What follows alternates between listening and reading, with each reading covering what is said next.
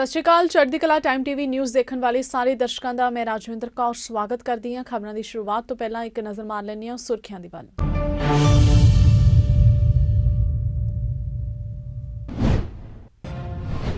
ਦਿੱਲੀ 'ਚ ਗਣਤੰਤਰ ਦਿਹਾੜੇ ਦੇ ਮੱਦੇਨਜ਼ਰ ਹਵਾਈ ਖੇਤਰ ਤੇ ਪਾਬੰਦੀ 19 ਤੋਂ 26 ਤੱਕ ਇੰਡੀਗੋ ਵੱਲੋਂ ਸ਼ਡਿਊਲ ਜਾਰੀ। ਟਾਟਾ ਗਰੁੱਪ ਨੇ ਕੁਝ ਘਰੇਲੂ ਉਡਾਨਾਂ ਰੱਦ ਕਰਨ ਦੀ ਵੀ ਕਹੀ ਗੱਲ।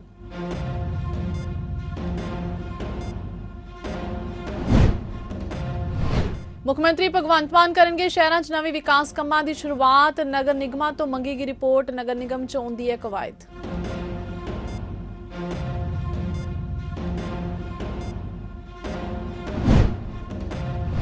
ਭਾਜਪਾ ਐਮਪੀ ਨੇ ਖੋਲ੍ਹਿਆ ਸੀ ਫਲਾਈਟ ਦਾ ਐਮਰਜੈਂਸੀ ਦਰਵਾਜ਼ਾ। ਕਾਂਗਰਸ ਨੇ ਖੜੇ ਕੀਤੇ ਸਵਾਲ। ਵਿਰੋਧੀ ਪਾਰਟੀ ਦੇ ਦੋਸ਼ਾਂ ਤੇ ਸਰਕਾਰ ਨੇ ਕੋਈ ਪ੍ਰਤੀਕਿਰਿਆ ਨਹੀਂ ਕੀਤੀ ਜਾਰੀ।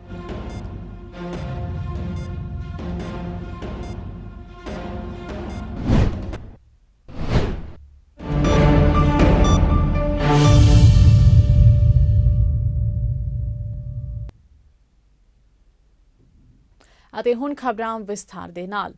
ਰਾਸ਼ਟਰੀ ਰਾਜਧਾਨੀ ਦਿੱਲੀ 'ਚ ਗਣਤੰਤਰ ਦਿਹਾੜੇ ਨੂੰ ਲੈ ਕੇ ਹਵਾਈ ਖੇਤਰ ਤੇ ਰੋਕਾਂ ਦੇ ਕਾਰਨ ਕੁਝ ਘਰੇਲੂ ਉਡਾਨਾਂ ਨੂੰ ਰੱਦ ਕਰ ਦਿੱਤਾ ਗਿਆ। ਇੰਡੀਗੋ ਨੇ ਇਸ ਨੂੰ ਲੈ ਕੇ ਜਾਣਕਾਰੀ ਸਾਂਝੀ ਕੀਤੀ ਹੈ ਕਿ 19 ਜਨਵਰੀ 2023 ਤੋਂ ਲੈ ਕੇ 26 ਜਨਵਰੀ ਤੱਕ ਉਡਾਨਾਂ ਤੇ ਰੋਕ ਰਹੇਗੀ। ਇੰਡੀਗੋ ਨੇ ਦੱਸਿਆ ਕਿ 19 ਤੋਂ 26 ਜਨਵਰੀ ਤੱਕ ਸਵੇਰੇ 10:30 ਵਜੇ ਤੋਂ ਲੈ ਕੇ ਦੁਪਹਿਰ 12:45 ਤੱਕ ਫਲਾਈਟਾਂ ਉਡਾਨ ਨਹੀਂ ਭਰਨਗੀਆਂ। ਏਅਰਲਾਈਨ ਦੇ ਮੁਤਾਬਿਕ ਭਾਰਤੀ ਹਵਾਈ ਫੌਜ ਵੱਲੋਂ ਗਣਤੰਤਰ ਦਿਹਾੜੇ ਦੀਆਂ ਤਿਆਰੀਆਂ ਦੇ ਮੱਦੇਨਜ਼ਰ ਹਵਾਈ ਖੇਤਰ ਨੂੰ 74ਵੇਂ ਗਣਤੰਤਰ ਦਿਹਾੜੇ ਤੱਕ ਇੱਕ ਹਫ਼ਤੇ ਲਈ ਰੋਜ਼ਾਨਾ ਲਗਭਗ 3 ਘੰਟੇ ਲਈ ਬੰਦ ਕੀਤਾ ਜਾਵੇਗਾ। ਦੱਸ ਦਈਏ ਕਿ ਇਸ ਤੋਂ ਪਹਿਲਾਂ 14 ਜਨਵਰੀ ਨੂੰ ਟਾਟਾ ਗਰੁੱਪ ਦੀ ਏਅਰ ਇੰਡੀਆ ਨੇ ਵੀ ਕਿਹਾ ਸੀ ਕਿ ਉਹ ਇਸ ਮਹੀਨੇ ਰਾਸ਼ਟਰੀ ਰਾਜਧਾਨੀ 'ਚ ਹਵਾਈ ਖੇਤਰ ਰੋਕਾਂ ਦੇ ਕਾਰਨ ਕੁਝ ਘਰੇਲੂ ਉਡਾਨਾਂ ਨੂੰ ਰੱਦ ਕਰੇਗੀ ਤੇ ਕੁਝ ਅੰਤਰਰਾਸ਼ਟਰੀ ਉਡਾਨਾਂ ਨੂੰ ਪੁਨਰ ਨਿਰਧਾਰਿਤ ਕਰੇਗੀ।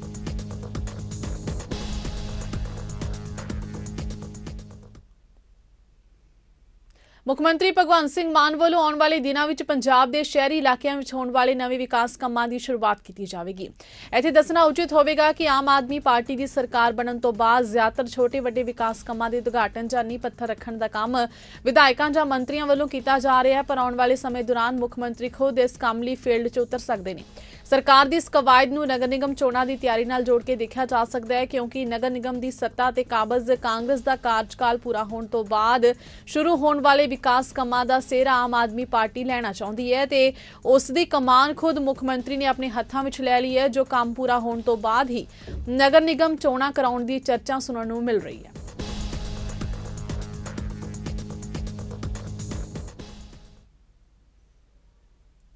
ਪਿਛਲੇ ਮਹੀਨੇ ਚੇਨਈ ਹਵਾਈ ਅੱਡੇ ਤੇ ਇੰਡੀਗੋ ਦੀ ਫਲਾਈਟ ਦਾ ਐਮਰਜੈਂਸੀ ਦਰਵਾਜ਼ਾ ਖੋਲ੍ਹਣ ਵਾਲਾ ਵਿਅਕਤੀ ਬੈਂਗਲੁਰੂ ਦੱਖਣੀ ਤੋਂ ਲੋਕ ਸਭਾ ਮੈਂਬਰ ਤੇਜਸਵੀ ਸੂਰਿਆ ਹੋਣ ਦੀਆਂ ਰਿਪੋਰਟਾਂ ਆਉਣ ਤੋਂ ਬਾਅਦ ਕਾਂਗਰਸ ਨੇ ਉਹਨਾਂ ਤੇ ਤਿੱਖਾ ਨਿਸ਼ਾਨਾ ਵਿੰਨ੍ਹਦਿਆਂ ਕਈ ਸਵਾਲ ਖੜੇ ਕੀਤੇ ਨੇ। ਕਾਂਗਰਸ ਨੇ ਸਵਾਲ ਕੀਤਾ ਹੈ ਕਿ ਸਰਕਾਰ ਨੇ ਇਸ ਘਟਨਾ ਨੂੰ ਇੰਨੇ ਲੰਬੇ ਸਮੇਂ ਤੱਕ ਕਿਉਂ ਲੁਕੋ ਕੇ ਰੱਖਿਆ। ਵਿਰੋਧੀ ਪਾਰਟੀ ਦੇ ਦੋਸ਼ਾਂ ਤੇ ਨਾ ਤਾਂ ਸਰਕਾਰ ਤੇ ਨਾ ਹੀ ਸੂਰਿਆ ਨੇ ਅਜੇ ਤੱਕ ਕੋਈ ਪ੍ਰਤੀਕਿਰਿਆ ਦਿੱਤੀ ਹੈ। ਕਰਨਾਟਕ ਕਾਂਗਰਸ ਨੇ ਕਿਹਾ ਕਿ ਤੇਜਸਵੀ ਸੂਰਿਆ ਇਸ ਗੱਲ ਦੀ ਮਿਸਾਲ ਹੈ ਕਿ ਜੇਕਰ ਕਿਸੇ ਮਾਸੂਮ ਬੱਚੇ ਨੂੰ ਛੋੜ ਦਿੱਤੀ ਜਾਂਦੀ ਹੈ ਤਾਂ ਕੀ ਹੋਵੇਗਾ। ਜਹਾਜ਼ ਦਾ ਐਮਰਜੈਂਸੀ ਦਰਵਾਜ਼ਾ ਖੋਲ੍ਹਣ ਦੀ ਕੋਸ਼ਿਸ਼ ਕਰਨ ਵਾਲੇ ਬੱਚੇ ਦੀ ਸ਼ਰਾਰਤ ਸਾਹਮਣੇ ਆਈ ਹੈ।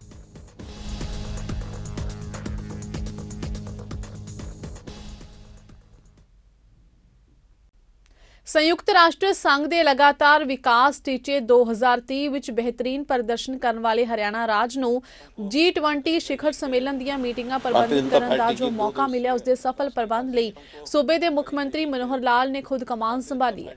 ਅਨੇਕ ਪੱਧਰ ਤੇ ਉੱਚ ਅਧਿਕਾਰੀਆਂ ਦੀ ਮੀਟਿੰਗਾਂ ਪ੍ਰਬੰਧਿਤ ਕਰ ਇਸ ਦੇ ਸਫਲ ਪ੍ਰਬੰਧ ਲਈ ਸਾਰੇ ਪੁਖਤਾ ਪ੍ਰਬੰਧ ਸਮੇਂ ਤੇ ਯਕੀਨੀ ਕਰਨ ਦੇ ਨਿਰਦੇਸ਼ ਦਿੱਤੇ ਗਏ। ਮਾਨ ਦੀ ਗੱਲ ਹੈ ਤਾਂ ਇਹ ਹੈ ਕਿ G20 ਸਿਖਰ ਸੰਮੇਲਨ ਦੀ ਕੁਝ ਮੀਟਿੰਗਾਂ ਗੁਰੂਗ੍ਰਾਮ 'ਚ ਹੋ ਰਹੀਆਂ ਨੇ ਤੇ G20 ਮੈਂਬਰ ਦੇਸ਼ਾਂ ਦੇ ਵਫਦ ਦੇ ਹਰਿਆਣਾ ਆਗਮਨ ਤੇ ਮਹਿਮਾਨ ਨਿਵਾਜ਼ੀ ਦੀ ਭਾਵਨਾ ਨਾਲ ਸੂਬਾ ਸਰਕਾਰ ਉਹਨਾਂ ਦਾ ਮਹਿਮਾਨ ਸਤਿਕਾਰ ਕਰੇਗੀ। ਪ੍ਰਧਾਨ ਮੰਤਰੀ ਮੋਦੀ ਦੀ ਅਗਵਾਈ ਹੇਠ ਭਾਰਤ ਨੂੰ G20 ਦੀ ਅਗਵਾਈ ਕਰਨ ਦਾ ਮੌਕਾ ਮਿਲਿਆ ਤੇ ਹਰ ਭਾਰਤੀ ਲਈ ਮਾਣ ਦੀ ਗੱਲ ਹੈ ਤੇ G20 ਸਿਖਰ ਸੰਮੇਲਨ ਦੇ ਤਹਿਤ 1 ਤੋਂ 3 ਮਾਰਚ ਤੱਕ ਗੁਰੂਗ੍ਰਾਮ ਵਿੱਚ ਐਂਟੀ ਕਰਪਸ਼ਨ ਵਰਕਿੰਗ ਗਰੁੱਪ ਦੀ ਮੀਟਿੰਗ ਹੋਵੇਗੀ ਤੇ ਇਸ ਵਾਰ ਪੂਰੀ ਦੁਨੀਆ ਦੀ ਨਜ਼ਰ ਭਾਰਤ ਤੇ ਹੈ। ਉੱਥੇ ਗੁਰੂਗ੍ਰਾਮ ਜਿੱਥੇ ਦੁਨੀਆ ਦੀ 500 ਫਾਰਚੂਨ ਕੰਪਨੀਆਂ ਦੇ ਕਾਰਪੋਰੇਟ ਆਫਿਸ ਸਥਾਪਿਤ ਨੇ, ਉਸ ਦੇ ਰਾਹੀਂ ਹਰਿਆਣਾ ਦੇ ਲਈ ਵੀ ਇਹ ਵਿਸ਼ਵ ਪੱਧਰ ਤੇ ਮੁੜ ਆਪਣੀ ਪਹਿਚਾਣ ਸਥਾਪਿਤ ਕਰਨ ਦਾ ਅਨੋਖਾ ਮੌਕਾ। भारतीय जनता पार्टी की 2 दिवसीय राष्ट्रीय कार्य समिति की बैठक थी और अभी सायंकाल 5 बजे वो संपन्न हुई है प्रधानमंत्री जी के समापन भाषण के साथ।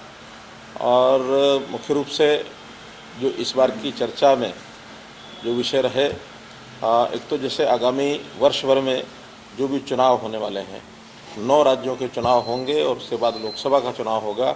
इन सब चुनावों में चुनावी राज्यों ने अपनी अपनी तैयारी के लिए जो सारी चर्चा बताई है। इस बार जो G20 की अध्यक्षता भारत को मिली है, तो G20 के जो कार्यक्रम चल रहे हैं, वर्ष भर ये चलने वाले हैं, कौन कौन से कार्यक्रम कहाँ कहाँ होंगे उनके बारे में चर्चा हुई। और G20 के जो देश आएंगे, उन सबको जो भी प्रतिनिधि आएंगे, उन सब के सामने हम अपने भारत की कैसी तस्वीर जाए, क्योंकि अलग अलग राज्यों में लगभग 200 बैठकें होंगी, 200 कार्यक्रम होंगे और इन 200 कार्यक्रमों में सभी प्रदेशों में ये कार्यक्रम होने वाले हैं। हमारे यहाँ भी गुरुग्राम के अंदर 2 बार करके और 6 दिन के कार्यक्रम होंगे। तो इसमें हमने भी अपनी हरियाणा की जो तैयारी है उसके बारे में सब बताया है कि हमारी 2 दिन की तैयारी अच्छी है, ठीक है। एक महत्वपूर्ण जो विषय है वो आपके सामने बताने का है कि हमारे राष्ट्रीय अध्यक्ष श्री जयप्रकाश नड्डा जी का कार्यकाल क्योंकि 3 साल का समाप्त हुआ है। अब आगे जो कि चुनावी वर्ष है, इसलिए एक सर्वसम्मत प्रस्ताव के द्वारा राष्ट्रीय अध्यक्ष जगत प्रकाश नड्डा जी के कार्यकाल को जून 2024 तक उसको एक्सटेंशन उनको मिल गई है और राष्ट्रीय कार्य समिति ने मोहर लगा दिया है। प्रधानमंत्री जी ने भी एक सराहनीय काम जो अभी तक उनका हो रहा है 3 साल का कार्यकाल, उसकी सराहना की है। 8 जनवरी ਨੂੰ ਪਿੰਡ ਮੰਡਿਆਣੀ 'ਚ ਝੁੱਗੀ ਨੂੰ ਅੱਗ ਲੱਗਣ ਕਾਰਨ ਝੁਲਸੇ 6 ਬੱਚੇ 8 ਦਿਨਾਂ 'ਚ ਇੱਕ ਕਰਕੇ ਮਾਂ-ਬਾਪ ਸਾਹਮਣੇ ਤੜਫਦੇ ਹੋਏ ਜਹਾਨੋਂ ਚਲੇ ਗਏ, ਪਰ ਡਾਕਟਰ ਵੀ ਉਹਨਾਂ ਨੂੰ ਬਚਾ ਨਹੀਂ ਸਕੇ। ਪ੍ਰਵਾਸੀ ਮਜ਼ਦੂਰ ਦੀ ਮਦਦ ਲਈ ਪ੍ਰਸ਼ਾਸਨ ਤੇ ਸਿਆਸੀ ਆਗੂਆਂ ਨੇ ਕੋਈ ਮਦਦ ਤਾਂ ਕੀ ਕਰਨੀ ਸੀ, ਦਿਲੀ ਹਮਦਰਦੀ ਪ੍ਰਗਟ ਕਰਨ ਲਈ ਵੀ ਕੋਈ ਨਹੀਂ ਬੋੜਿਆ। ਜਦਕਿ ਪਿੰਡ ਵਾਸੀਆਂ ਨੇ ਉਸ ਦੀ ਮਦਦ ਕੀਤੀ। ਉੱਥੇ ਪੰਚ ਮਨਦੀਪ ਸਿੰਘ ਨੇ ਉਸ ਦੇ ਝੁਲਸੇ ਬੱਚਿਆਂ ਨੂੰ ਪ੍ਰਵਾਸੀ ਭਾਰਤੀਆਂ ਵੱਲੋਂ ਪਿੰਡ ਨੂੰ ਦਾਨ ਦਿੱਤੀ। ਐਂਬੂਲੈਂਸ ਰਾਹੀਂ ਪਹਿਲਾਂ ਸਿਵਲ ਹਸਪਤਾਲ ਲੁਧਿਆਣਾ, ਫਿਰ 32 ਸੈਕਟਰ ਸਰਕਾਰੀ ਹਸਪਤਾਲ ਚੰਡੀਗੜ੍ਹ ਤੋਂ ਬਾਅਦ PGI ਹਸਪਤਾਲ ਦਾਖਲ ਕਰਵਾਇਆ ਸੀ।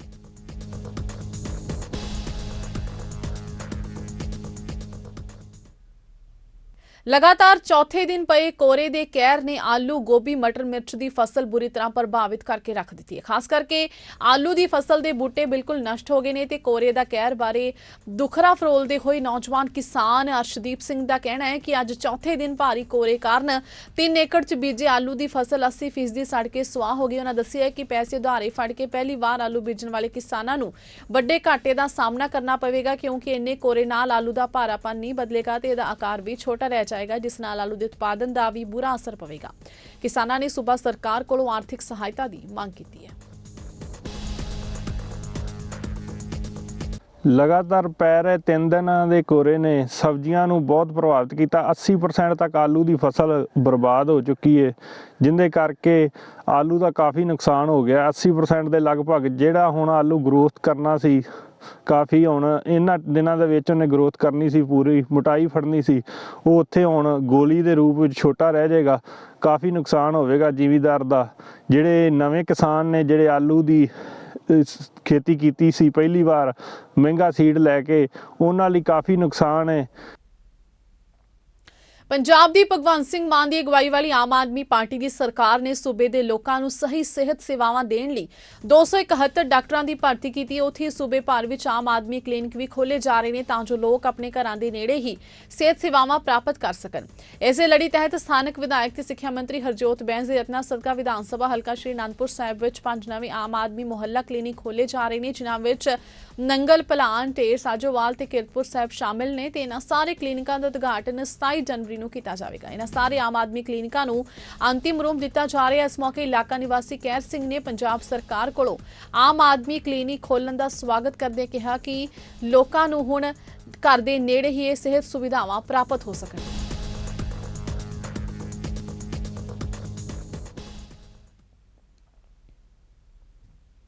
Deputy commissioner Gurdaspur doctor Himanshu Agarwal वालों बाजारां विच सड़क किनारे हुई नजायज़ कब्जियां नूं हटाउण दे दित्ते निर्देशां तहत नगर कौंसल वालों गुरदासपुर शहर विच दुकानदारां वालों सड़कां ते समान रख के कीते नजायज़ कब्जियां नूं हटाउण लई विशेष मुहिम चलाई गई है। ईओ नगर कौंसल जतिंदर मोहन की अगवाई हेठ नगर कौंसल ते पुलिस विभाग की सांझी टीम वालों कार्रवाई की गई। सांझी एक्शन टीम वालों गुरदासपुर शहर के अंदरूनी बाजार बाटा चौक तो हनुमान चौक तक बाजार विच दुकानदारां वालों सड़क किनारे रखे समान नूं हटाया गया। इस दे नाल ही नगर कौंसल की टीम ने दुकानदारां वालों सड़क ते रखे समान नूं भी जब्त किया।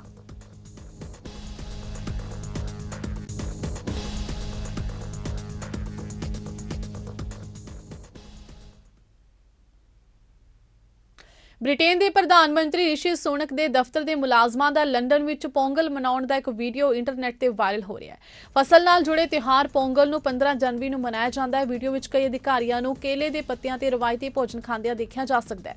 26 ਸਕਿੰਟਾਂ ਦੀ ਕਲਿੱਪ ਵਿੱਚ ਰਿਸ਼ੀ ਸੁਨਕ ਦੇ ਦਫ਼ਤਰ ਦੇ ਮੁਲਾਜ਼ਮਾਂ ਨੂੰ ਲੰਡਨ ਵਿੱਚ 10 ਡਾਊਨਿੰਗ ਸਟਰੀਟ ਵਿੱਚ ਉਹਨਾਂ ਦੇ ਵੱਲੋਂ ਆਯੋਜਿਤ ਪੋਂਗਲ ਮੌਕੇ ਪਰੋਸੇ ਜਾਣ ਵਾਲੇ ਭੋਜਨ ਦਾ ਆਨੰਦ ਲੈਂਦੇ ਦੇਖਿਆ ਜਾ ਸਕਦਾ ਹੈ ਤੇ ਮੁਲਾਜ਼ਮ ਕੇਲੇ ਦੇ ਪੱਤੇ ਤੇ ਰਵਾਇਤੀ ਦਾਵਤ ਖਾ ਰਹੇ ਸਨ ਤੇ ਉਹਨਾਂ ਨੂੰ ਧੋਤੀ ਪਹਿਨੇ ਮਰਦਾਂ ਵੱਲੋਂ ਭੋਜਨ ਪਰੋਸਿਆ ਜਾ ਰਿਹਾ ਸੀ। ਰਿਸ਼ੀ ਸੁਨਕ ਨੇ ਇੱਕ ਵੀਡੀਓ ਸੰਦੇਸ਼ 'ਚ ਕਿਹਾ ਕਿ ਮੈਂ ਇਸ ਹਫ਼ਤੇ ਦੇ ਅਖੀਰ ਵਿੱਚ ਥਾਈ ਪੋਂਗਲ ਮਨਾਉਣ ਵਾਲੇ ਸਾਰੇ ਲੋਕਾਂ ਨੂੰ ਆਪਣੀਆਂ ਸ਼ੁਭ ਕਾਮਨਾਵਾਂ ਭੇਟ ਕਰਦਾ।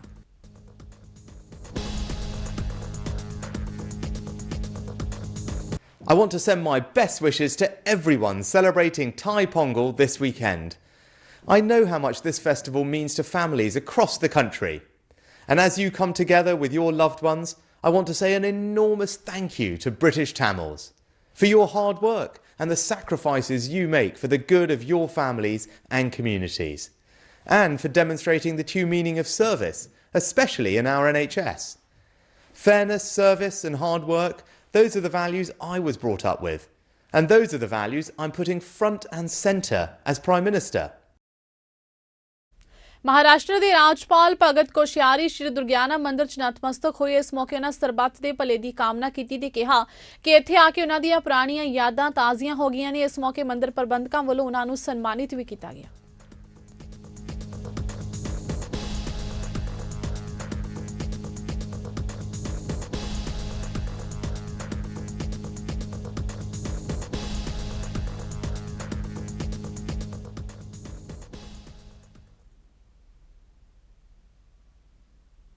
ਆਲ ਇੰਡੀਆ ਕਾਂਗਰਸ ਦੇ ਸਾਬਕਾ ਪ੍ਰਧਾਨ ਰਾਹੁਲ ਗਾਂਧੀ ਦੀ ਅਗਵਾਈ ਵਿੱਚ ਭਾਰਤ ਜੋੜੋ ਯਾਤਰਾ ਮੁਕੇਰੀਆਂ ਦੇ ਪਿੰਡ ਗੌਂਸਪੁਰ ਤੋਂ ਸ਼ੁਰੂ ਹੋਈ। ਇਸ ਯਾਤਰਾ ਦਾ ਪੇਪਰ ਮਿਲ, ਮਾਤਾ ਰਾਣੀ ਚੌਂਕ ਤੇ ਮਹਾਰਾਣਾ ਪ੍ਰਤਾਪ ਚੌਂਕ ਵਿੱਚ ਵੱਡੀ ਗਿਣਤੀ ਵਿੱਚ ਇਕੱਤਰ ਕਾਂਗਰਸੀ ਆਗੂਆਂ ਤੇ ਵਰਕਰਾਂ ਨੇ ਸਵਾਗਤ ਕੀਤਾ।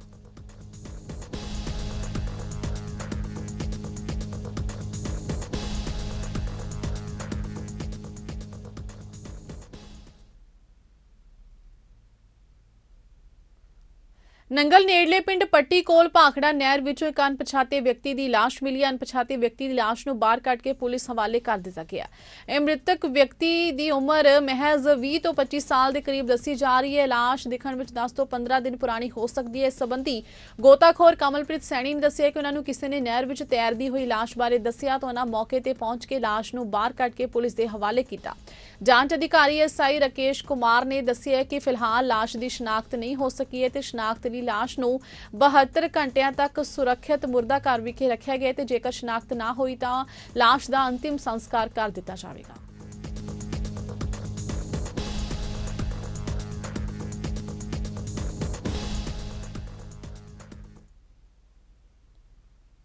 ਗੜਸ਼ੰਕਰ ਹੁਸ਼ਿਆਰਪੁਰ ਰੋਡ ਨਜ਼ਦੀਕ ਮਾਊਂਟ ਕਾਰਮਲ ਸਕੂਲ ਨਜ਼ਦੀਕ ਤੇਜ਼ ਰਫ਼ਤਾਰ ਟਰੈਕਟਰ ਚਾਲਕ ਨੇ 3 ਗੱਡੀਆਂ ਨੂੰ ਪਿੱਛੋਂ ਟੱਕਰ ਮਾਰ ਦਿੱਤੀ, ਜਿਸ ਦੇ ਕਾਰਨ ਕਈ ਗੱਡੀਆਂ ਨੁਕਸਾਨੀਆਂ ਗਈਆਂ। ਜਾਣਕਾਰੀ ਦੇ ਅਨੁਸਾਰ ਟਰੈਕਟਰ ਚਾਲਕ ਪ੍ਰਮੋਦ ਯੂਪੀ ਜੋ ਜਗਾਦਰੀ ਤੋਂ ਸੈਲਾ ਨੂੰ ਜਾ ਰਿਹਾ ਸੀ, ਜਿਸ ਦੀ ਤੇਜ਼ ਰਫ਼ਤਾਰ ਗੱਡੀ ਹੋਣ ਕਾਰਨ ਅੱਗੇ ਜਾ ਰਹੀਆਂ ਵਰਨਾ ਆਲਟੋ ਤੇ ਜੀਨ ਨੂੰ ਜ਼ੋਰ ਨਾਲ ਟੱਕਰ ਮਾਰ ਦਿੱਤੀ, ਜਿਸ ਦੇ ਕਾਰਨ ਵਰਨਾ ਤੇ ਆਲਟੋ ਗੱਡੀਆਂ ਪੂਰੀ ਤਰ੍ਹਾਂ ਨੁਕਸਾਨੀਆਂ ਗਈਆਂ।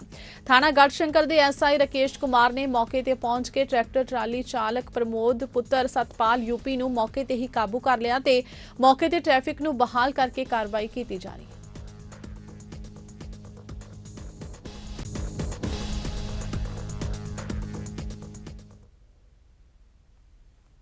ਵਿਰਾਟ ਕੋਹਲੀ ਦੇ 71ਵੇਂ ਅੰਤਰਰਾਸ਼ਟਰੀ ਸੈਂਕੜੇ ਦਾ ਪੂਰਾ ਕ੍ਰਿਕਟ ਜਗਤ ਇੰਤਜ਼ਾਰ ਕਰ ਰਿਹਾ ਸੀ ਤੇ ਜਦੋਂ ਇਹ ਸੈਂਕੜਾ ਆਇਆ ਤਾਂ ਹਰ ਕੋਈ ਖੁਸ਼ੀ ਨਾਲ ਝੂਮ ਉੱਠਿਆ। ਪ੍ਰਸ਼ੰਸਕਾਂ 'ਚ ਅਮਨ ਅਗਰਵਾਲ ਨਾਂ ਦਾ ਇੱਕ ਖਾਸ ਪ੍ਰਸ਼ੰਸਕ ਸੀ, ਜਿਸ ਨੂੰ ਕੋਹਲੀ ਦੇ ਸੈਂਕੜੇ ਦਾ ਸਭ ਤੋਂ ਜ਼ਿਆਦਾ ਇੰਤਜ਼ਾਰ ਸੀ। ਅਮਨ ਨੇ ਇੱਕ ਮੈਚ ਦੌਰਾਨ ਸਟੇਡੀਅਮ ਵਿੱਚ ਸਾਈਨ ਬੋਰਡ ਰਾਹੀਂ ਐਲਾਨ ਕੀਤਾ ਸੀ ਕਿ ਉਦੋਂ ਤੱਕ ਵਿਆਹ ਨਹੀਂ ਕਰਨਗੇ ਜਦ ਤੱਕ ਕੋਹਲੀ ਆਪਣਾ 71ਵਾਂ ਸੈਂਕੜਾ ਪੂਰਾ ਨਹੀਂ ਕਰ ਲੈਂਦੇ ਤੇ ਹੁਣ ਕੋਹਲੀ ਦੇ ਫੈਨ ਨੇ ਵਿਆਹ ਕਰਵਾ ਲਿਆ ਤੇ ਉਸਦੇ ਵਿਆਹ ਤੇ ਕੋਹਲੀ ਨੇ 74ਵਾਂ ਸੈਂਕੜਾ ਜੜ ਦਿੱਤਾ, ਜੋ ਉਸ ਲਈ ਕਿਸੇ ਤੋਹਫੇ ਤੋਂ ਘੱਟ ਨਹੀਂ ਸੀ।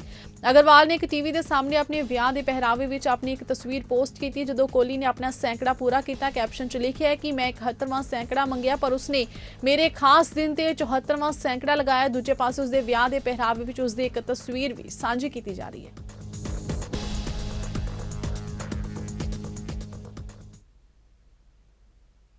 ਹੁਣ ਨਜ਼ਰ ਮਾਰਦੇ ਹਾਂ ਅੱਜ ਦੇ ਮੌਸਮ ਦੇ ਹਾਲ ਦੇ ਵੱਲ।